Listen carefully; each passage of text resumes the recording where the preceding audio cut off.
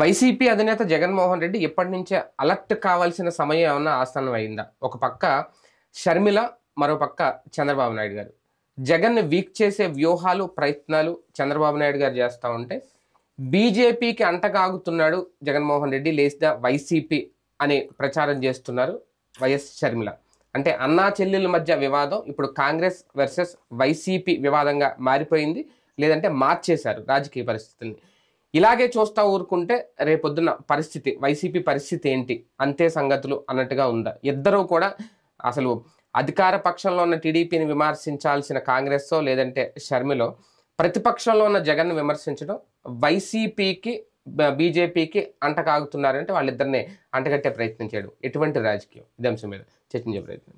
Sir, ముందు కాంగ్రెస్ గురించి మాట్లాడుకుంటే, షర్మిల గారు వ్యక్తిగత రాజకీయం చేస్తున్నారా, నిజంగా నిర్మాణాత్మక ప్రతిపక్ష పాత్రలో ఉండి రాజకీయం చేస్తున్నారా? ఆవిడ కాంగ్రెస్ పార్టీ పగ్గాలు చేపట్టిందే జగన్ని గద్దెదించడం, జగన్ని రాజకీయంగా అంతం చేయడం. తను వాస్తవంగా తను కోరుకున్నది ఆస్తిలో వాటా కోరుకుంది, రాజకీయంలో వాటా కోరుకుంది. అంటే అధికార ప్రతిపక్షంలో ఎవరున్నారు అనేది అనవసరమా కాంగ్రెస్ కానీ షర్మిల కానీ?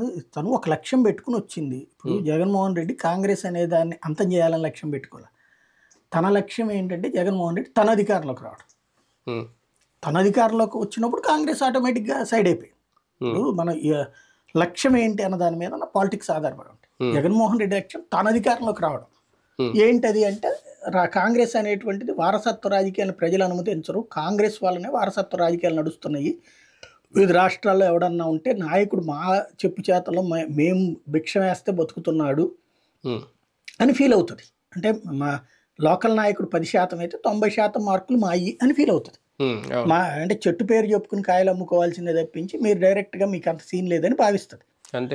మా వల్ల మీరు అందరూ డబ్బులు సంపాదించుకున్నారు, పారిశ్రామికవేత్తలైనా వ్యాపారవేత్తలైనా, మీరు మంత్రులైనా ఎమ్మెల్యేలైనా ఎంపీలైనా.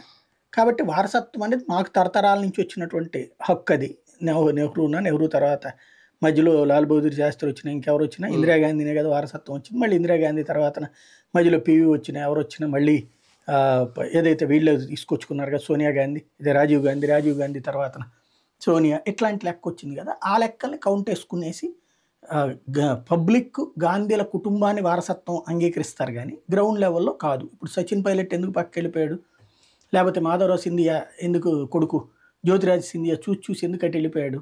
వారసత్వాలు రాష్ట్ర స్థాయిలో వారసత్వ రాజకీయాలు అంగీకరించట్లేదు కాంగ్రెస్ పార్టీ. అందులో భాగంగా జగన్మోహన్ రెడ్డిని కూడా తొక్కేయాలనుకున్నారు. అంటే అట్లాగని తొక్కేయడం అంటే శాంతం రాజకీయంగా బయటికి పంపించాలనుకున్నది. కాంగ్రెస్ అనుకున్నది ఏంటంటే మా చెప్పు చేతల్లో ఉండనుకుంది. ఎందుకు అంటే దానికి ఒక భయం ఏంటంటే, ఒక బలమైనటువంటి నాయకుడు తయారైతే రేపు పొద్దున ఆ నాయకుడు అవతలకి వెళ్ళిపోతే దాంతో పాటుగా పార్టీ దెబ్బతింటుంది. దానికి సాక్ష్యం అది ఫేస్ చేసింది. లైక్ మంచి బలమైనటువంటి నాయకుడికి శరద్ పవార్ని పైకి తీసుకొచ్చింది. శరద్ పవార్ పోతే మహారాష్ట్రలో అప్పటి నుంచి కాంగ్రెస్ పార్టీ అధికారంలో రాలేదు. వాళ్ళతో కలిసి రావాల్సి వచ్చింది కానీ అదే శరద్ పవార్ని బతిలాడుకుని రావాల్సి వచ్చింది తప్పించి కాంగ్రెస్ సొంతగా అధికారంలో రాలేదు. అంతకుముందు ఒకప్పుడు కాంగ్రెస్ పార్టీ సొంత అడ్డా కదా అది. ఫర్ ఎగ్జాంపుల్ పశ్చిమ బెంగాల్లో తృణమూల్ కాంగ్రెస్ అధినేత్రి అయినటువంటి మమతా బెనర్జీ ఇంతకుముందు కాంగ్రెస్ నాయకురాలే కదా. ఆవిడకి ఇదే తరహాలోనే ఆవిడని తొక్కారు. కమ్యూనిస్టులతో అక్కడ ఉండేటటువంటి రాజకీయాన్ని బయట చేసుకుని ఆవిడ బయటికి పోయింది. పోతే కాంగ్రెస్ పార్టీ ఇప్పుడు అక్కడ ఏముంది, ఆవిడ బెచ్చం వేస్తే 1 సీటు 2 సీట్లు తీసుకునే కర్మ పట్టింది దానికి.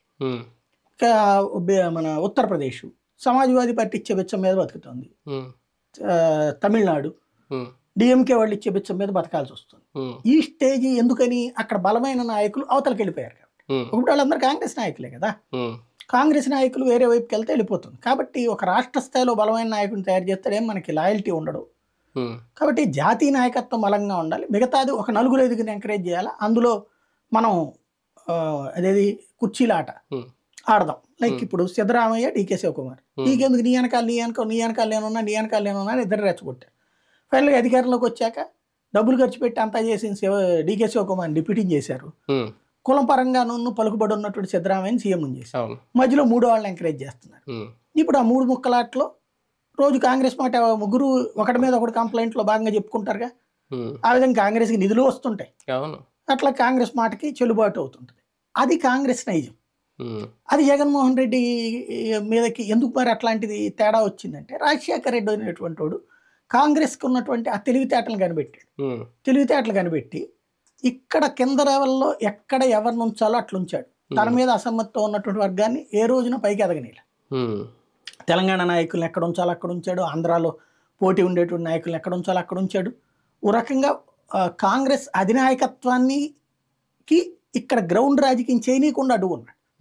ఒకప్పుడు 2004లో కాంగ్రెస్ బలవంతంగా రుద్దింది పొత్తు లేకుండా నేను గెలిచి చూపెడతాను 2009లో గెలిచి చూపించాడు. కాబట్టి అంత స్ట్రఫండ్ లీడర్ మళ్ళీ దొరకట్ల.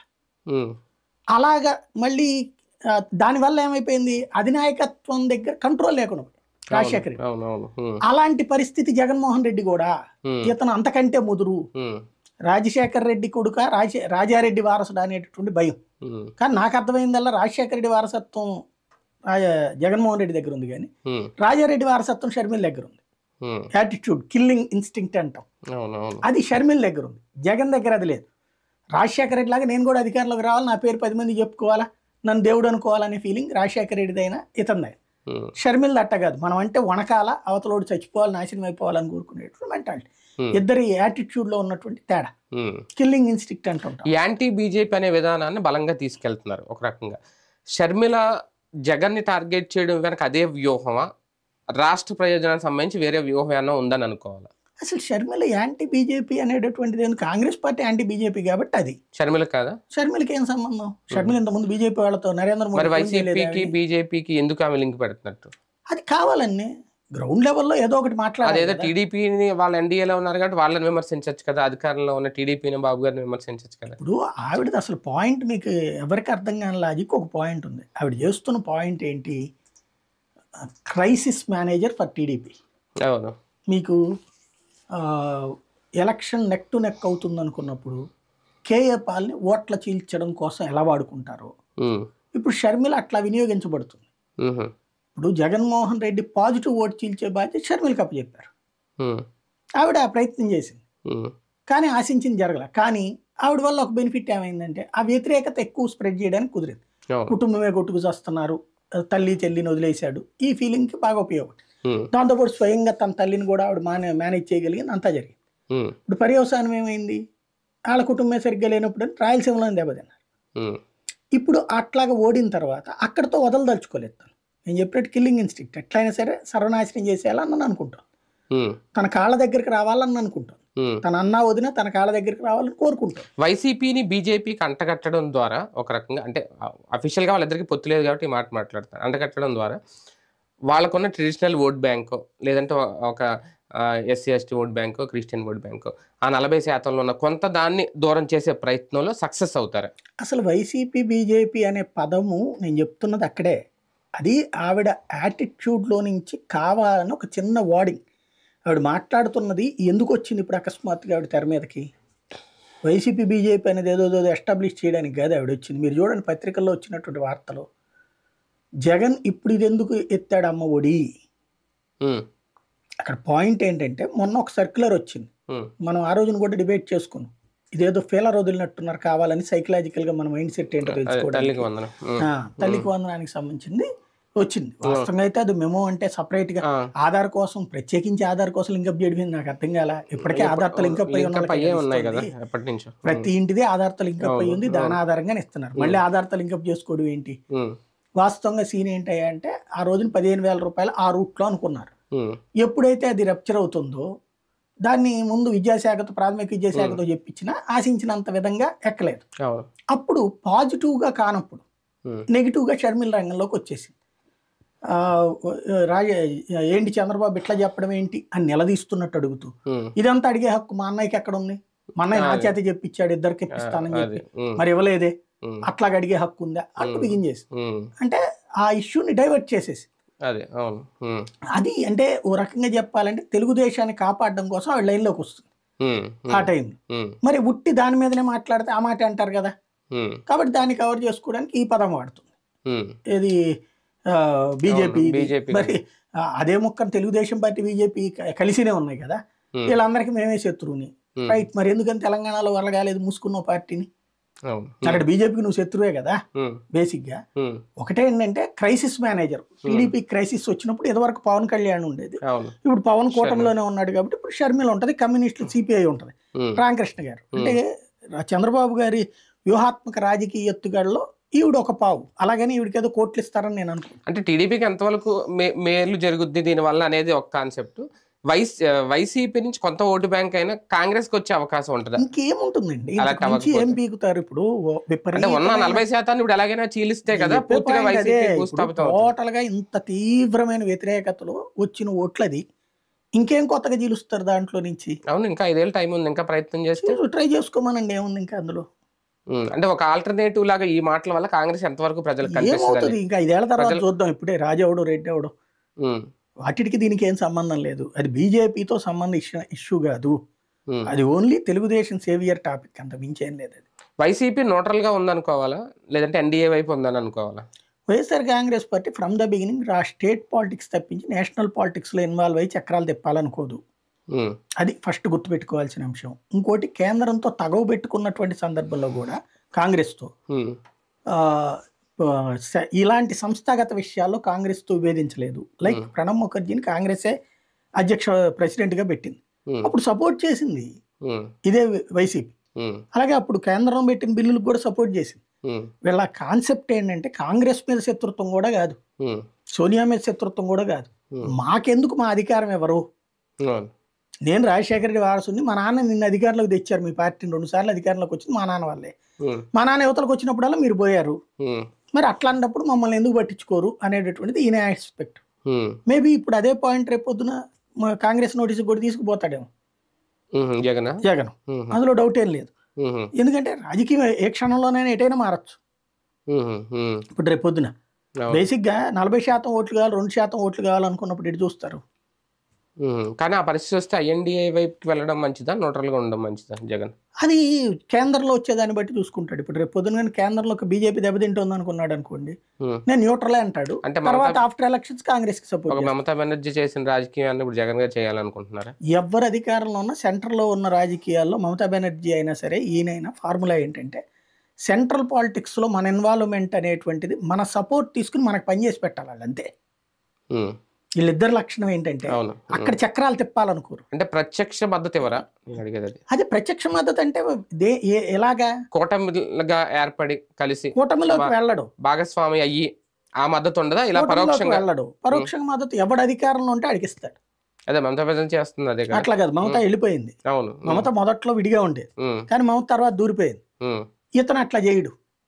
ఎవరు పవర్లో ఉంటే రేపు కాంగ్రెస్ పవర్లోకి వస్తుంది అనుకోండి, ఇతనికి ఉన్న సీట్లతో సెంట్రల్లో మనం చక్రాలు తిప్పకూడదు, లేదా సెంట్రల్ వాళ్ళకి శత్రువు కాకూడదు అనుకునేది అతని యాటిట్యూడ్. సెంట్రల్లో ఎవరు పవర్లో ఉంటే అక్కడ రాజకీయాలు మనం శాసించలేం కాబట్టి అక్కడ రాజకీయ పరంగా మనం సెంట్రల్లో ఉండే గవర్నమెంట్కి మద్దతు ఇచ్చి దాని ద్వారా మన రాష్ట్రానికి ప్రయోజనం చేకూర్చుకుందాం, లేదా మన పార్టీకి ప్రయోజనం చేకూర్చుకుందాం. ఇప్పుడు ఫర్ ఎగ్జాంపుల్ మోడీకి సపోర్ట్ చేసినందుకు ఇక్కడ లోన్స్ ఎక్కువ తీసుకోవడానికి అవకాశం ఏర్పడింది, వివిధ సంక్షేమ పథకాలకు సంబంధించి ఎక్కువ చేసుకోగలిగాడు, తద్వారా బెనిఫిట్ పొందాడు కదా.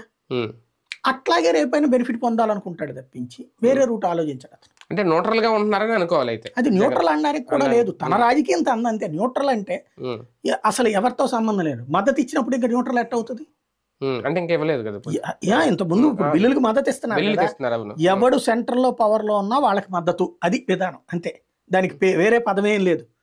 కేంద్రంలో అధికారంలో ఉండే పార్టీకి మద్దతు ఇవ్వటం, దాని ద్వారా తన పార్టీకి ఇబ్బంది లేకుండా చూసుకోవడం, తన రాజకీయానికి అడ్డు లేకుండా చూసుకోవడం, అది అతని ఫార్ములా. వైసీపీని వీక్ చేసే విషయంలో తెలుగుదేశం పార్టీ కూడా వ్యూహాత్మక వెళ్తుందా? అంటే ఆర్థిక పరంగా నేతలను తీసుకోవడం కానీ ఎలక్షన్ ముందు నుంచి ఇది స్టార్ట్ అయింది అనుకోండి, ఇప్పుడు ఎమ్మెల్సీలను కూడా వెనక్కి లాక్కునే ప్రయత్నాలు, ఇవన్నీ బాబు గారి వ్యూహం. అది వ్యూహం ఏం లేదు. ఇప్పుడు మనకేమైపోయిందంటే విభజిత రాష్ట్రంలో ఎమ్మెల్యేలు ఎమ్మెల్సీలకి కానీ ఎంపీలకు కానీ వీళ్ళకి ఒక లక్షణం ఏర్పడిపోయింది. ప్రజలు ఏం పట్టించుకోరు, మనం ఏ పార్టీకి పోయినా సరే ఓట్లు అయ్యే వేస్తారులే. వాస్తవంగా ఆంధ్ర తెలంగాణలో తేడా ఉంది. తెలంగాణలో అట్లాగే పార్టీలు ఫిరాయించిన వాళ్ళకి ఓట్లు వేసి గెలిపించారు అక్కడ. ఆంధ్రాలో అట్లా లేదు. మీరు చూడండి, 23 మంది తీసుకుంటే ఒక్కళ్ళే గెలిచి, మొన్న వల్లభనేని వంశీ గెలిచాడా? లేదు కదా. అట్లాగే మద్దాలగిరి అంటే పోటీనే చేయలేదు అనుకోండి. వచ్చిన గణేష్ ఓడిపోయాడు కదా, సీట్ రాలేదు కదా. గణేష్ ఓడిపోయాడు, వల్లభనేని వంశీ ఓడిపోయాడు. అంటే వైసీపీ తరఫున పోటీ చేసిన వాళ్ళు ఓడిపోయారు.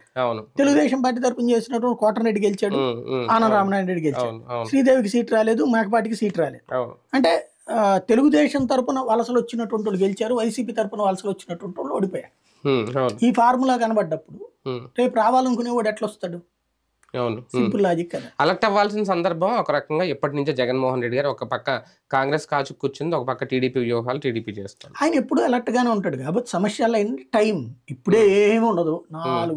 నాకు తెలిసి ఇంకో 3 ఏళ్ల దాకా పైన అన్ని సినిమాలు చూస్తూ ఉండటమే. ఈ లోపు తను జైలుకి వెళ్లకుండా చూసుకోవాలి, తన ప్రాణాలు ఎవరు తీయకుండా చూసుకోవాలి. ఎందుకంటే ఖచ్చితంగా ఆయన లోపలేపించడానికి ప్రయత్నాలు జరుగుతాయి, ఆయన చంపేయడానికి ప్రయత్నాలు జరుగుతాయి. ఆ రెండింటిని కాపాడుకుంటే ఆ తర్వాత జనంలోకి తిరిగి ఆయన ఏం చేసుకోవాలో చేసుకుంటాడు అంతే. ఆయన సేఫ్గా ఉండాలి, సేఫ్ అయిన రాజకీయం చేయాలి.